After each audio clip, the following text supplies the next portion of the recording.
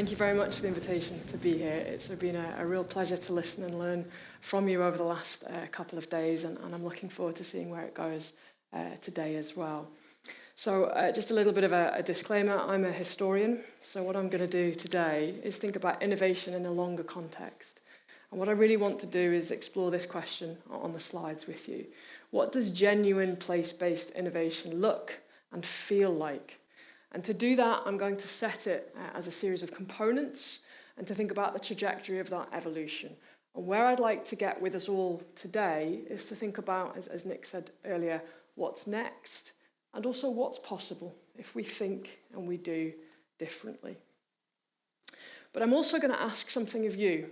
So you're going to have to work in my keynote as well. But all I'm going to ask is that as I'm talking, you think of a place or places that matter to you. And just hold those in your head as I go through the talk today. And we'll come back to those places that you're holding in your hearts and your minds throughout the talk. But I am going to start with some facts.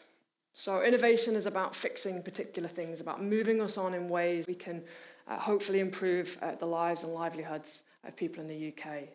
But within that context, the UK remains one of the most spatially unequal places in the industrialised world.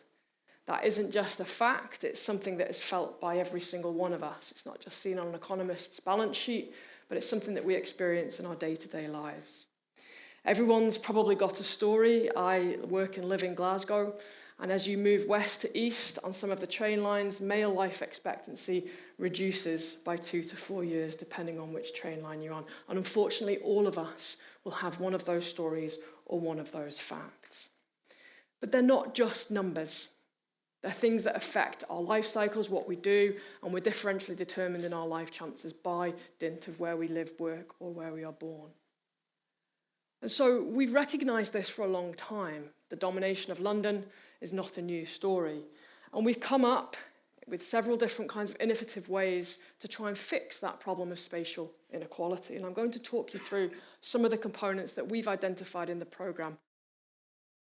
And so the first one is to say, essentially, that if we are spatially unequal, then let's work differently in different locations around the UK. Okay, that's not rocket science, I don't think.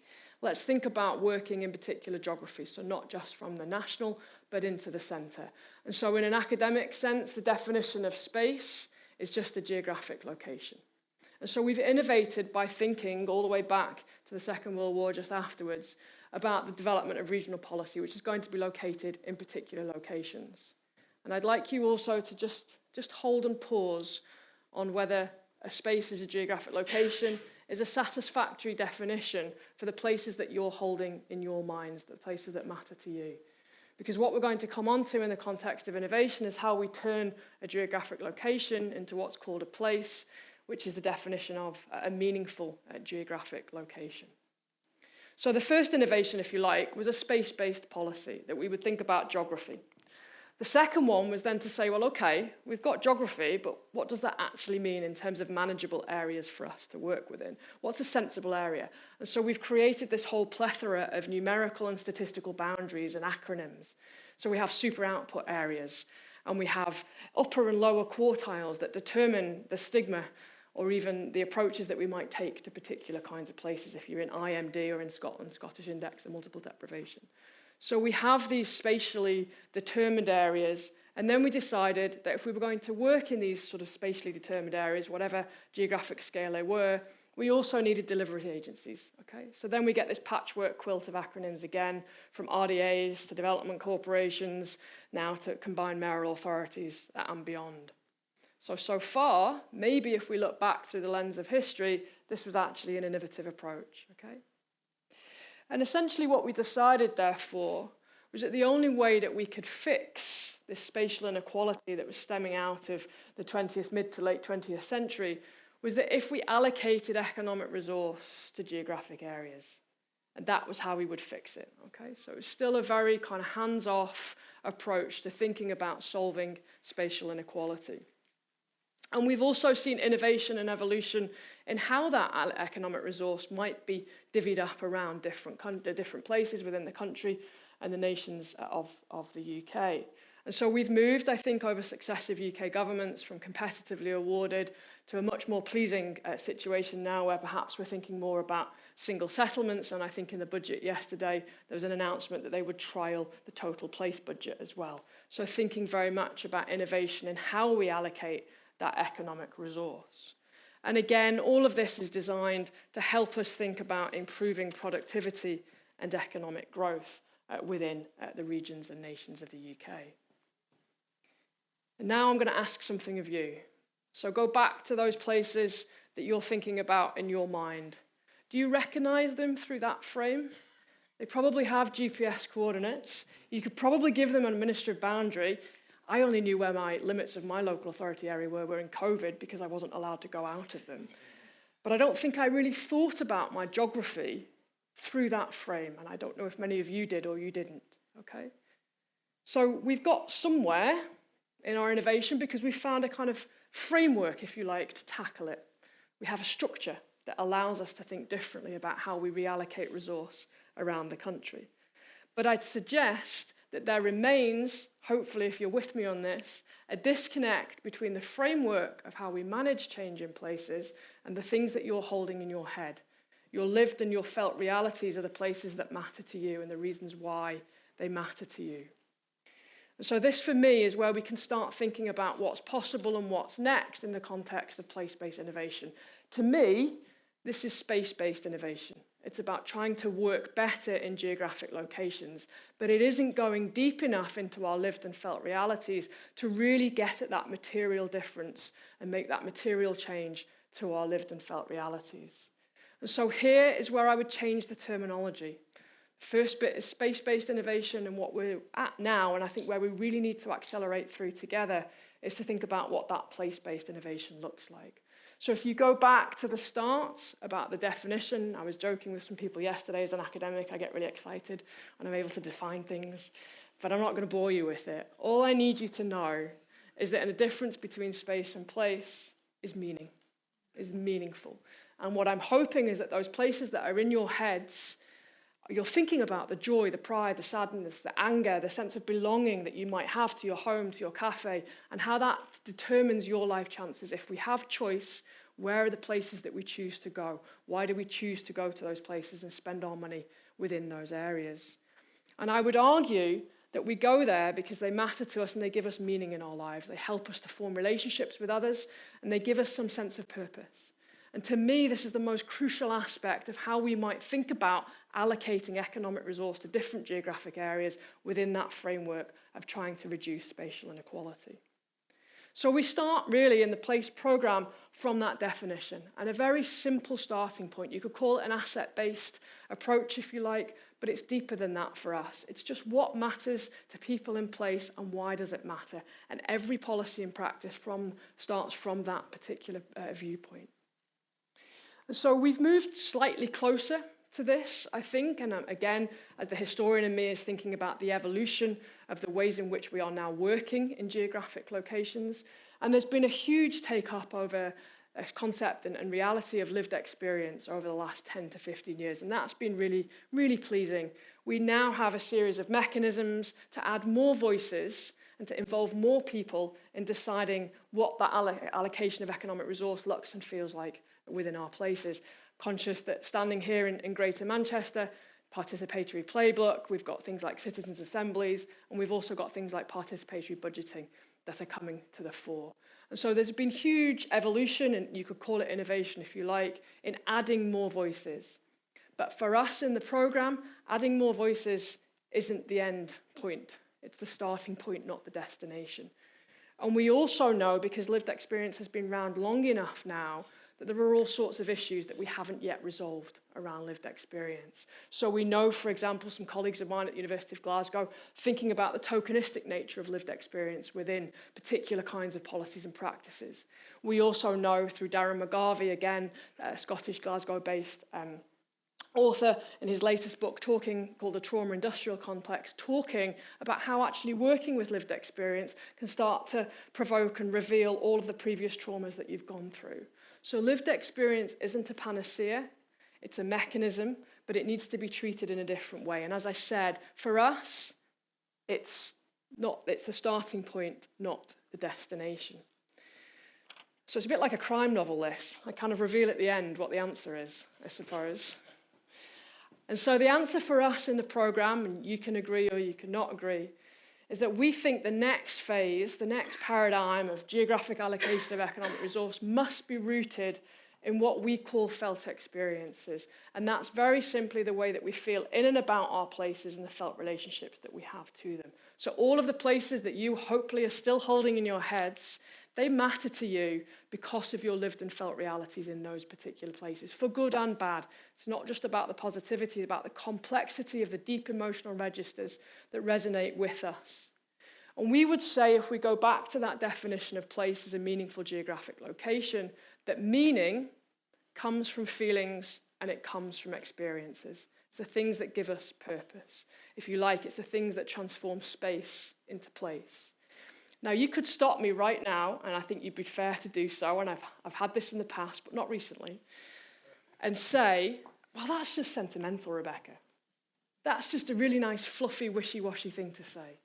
And I might have agreed with you at one point, but one of the really nice things that the AHRC, who fund our programme, has given us is the space and time to do the research to show that it isn't just sentimental, it isn't just a worldview, but actually it's essential.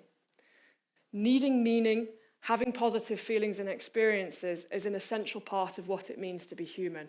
And our research has been able to prove that this is an existential and human need. In essence, what we know is that we need meaningful relationships with places almost as much as we need meaningful relationships with other people. And because it's a deep existential fundamental human need, it also can generate a whole range of different kinds of socio-economic outcomes. So could still be called sentimental, but it's crucial in determining those life chances and life courses that we are thinking about as we think about reallocating economic resource. And so what we've been able to do here in the programme is think about the kinds of socio-economic outcomes that are directly related to felt experiences.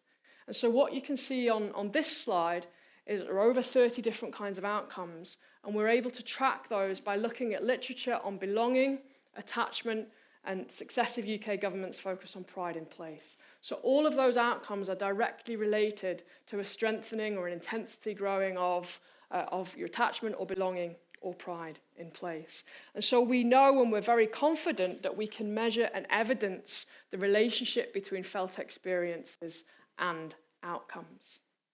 Maybe that's innovative, maybe it isn't, I'm not sure. But the thing where we're sitting and what I would like to leave you with today is what's next and what's possible. We know that there's a relationship between feelings, experiences, and meaning and outcomes. But what I think and what I suggest we don't know yet are what are the kinds of place-based policies and practices and interventions that might take us from feelings all the way through to securing and optimizing those particular kinds of outcomes. And that's where we're working in a programme. And we're very lucky because I think we've hit at the right time for this kind of conversation, because successive UK governments are using phrases like the felt experiences of everyday life. Rachel Reeves used similar words in June in the Spending Review, and Andy Burnham has also used similar words. And it's backed up by funded policies like Pride in Place that sat over the last 4 or 5 years. But here's my critique. Feelings and experiences aren't just and can never only just be the outcome of pumping money into place in that kind of old, flawed assumption that positive emotions will flow out of economic growth. So my contention and my provocation here to you today is, can we do much more to optimize these kinds of outcomes if we're much more intentional in designing with and for felt experiences, using that kind of background of lived experiences as a kind of test case for us to think positively about the kinds of mechanisms of co-design and co-production that we've heard so positively about over the last couple of days. And so I want to finish not with a kind of what's possible in an abstract sense, but with 3 examples from the programme of how we're trying with our partners to think about being much more intentional in how we design policies and practices that can leverage and secure those optimised outcomes. So in the programme, it was really nice to hear Nick talk about the purpose of a university, because in a sense, we haven't rehearsed this, but in a sense, what we're trying to do in the programme is exactly that same kind of ethos. It's to see where academic resource can contribute to and help work with particular place-based challenges. So we work with a range of different non-academic institutions from the public, the private, and the community sectors on place-based challenges that they think are really important to their evolution as an organisation and to be able to secure some of these outcomes. And so the first example of how we're trying to be much more intentional is a resource kit called the Felt Experiences Resource Kit, which will launch in the next 10 days with National Lottery Heritage Fund and Historic Environment Scotland and local authorities across Scotland. And what we've done in that resource kit is work with local authorities under the banner of the Heritage and Place funding to try and think about how felt experiences can be designed all the way through from start to finish, from delivery all the way through to development to delivery to evaluation. And to give a roadmap to say it's not just enough, as lived experience sometimes does, just to collect stories about what's happened in plays, but to go back really deeply to say what's happened, how's that affected a decision that you might have made. And then, for example, for that information, not just to sit as an evaluation or as a piece of anecdotal information, but to then determine, say, prioritization or the direction of capital funding for particular projects at particular times. So it actively is an active agent in shaping a 5 to 10 year project of how you invest in regenerate particular areas. The second one is that we're working, I'm not sure if any of you have heard of it, it's a wonderful campaign called the Humanise campaign with Architecture Studios, Thomas Heatherwick and Heatherwick Studio. And what we're doing there is thinking about how we can design intentionally to see emotion as a function of design in the built environment. So we've all probably walked through places that feel alien to us, that make us feel unsafe, with the associated health outcomes and stress outcomes of being in those kinds of environments that just don't work for us. And we're working with them to say, well, how do we put felt experiences into the architecture design and placemaking environment so that we can think positively about creating positive emotions as we go through. And the final one and the most important one, and I'll leave you with this, is that that economic framework that we still exist with under is still on the left-hand side of this slide. And so we're still sitting over here with the allocation of economic resource. Our economic frameworks right now would laugh at emotion. There'd be no place for it. So we're working with this with some economists at Historic England in the remit of DCMS's Cultural Heritage Capital Framework to see if there's a way that we can marry up emotional value, attachment, belonging, and pride in the context of economic frameworks. And trying to see that as felt experiences as a service that leads to particular kinds of outcomes and benefits. And if you like, where we would love to take this is to think about the Green Book's revision, for example, and to say, well, how do felt experiences become part of the strategic case? Is there a way to build in these sorts of things in a much more instrumental, intentional way so that Treasury can't dismiss it as just the sentimental things, but we can find an evidence base to prove and show and evaluate and measure that this is actually an existential need. So is this innovative? I'll let you decide whether you're convinced by what I've said or not. But for us, a world has become possible over the course of the AHRC Place programme. We're 4 years into it, at least a 6-year long-term strategic investment here. And a world has become possible through our partnerships with a range of different organisations. And so my question really to you is, do we need to add more and more segments on this diagram to achieve true innovation? Or what if we just paused and went deeper on each of these areas and said, if we just focus on felt experience and think about how it knits together all of the other things, can we achieve genuine place-based innovation? Can we achieve genuine place-based innovation that satiates our existential needs, that sees place as geographic, as economic, as lived, and as felt? And if we can, my hope is that that, for me, can make sure that we achieve genuine place-based innovation. Thank you very much for your time and attention. And if anybody wants any more information, there's a whole bunch of evidence on the board, and I'm very happy to share it with you. Thank you.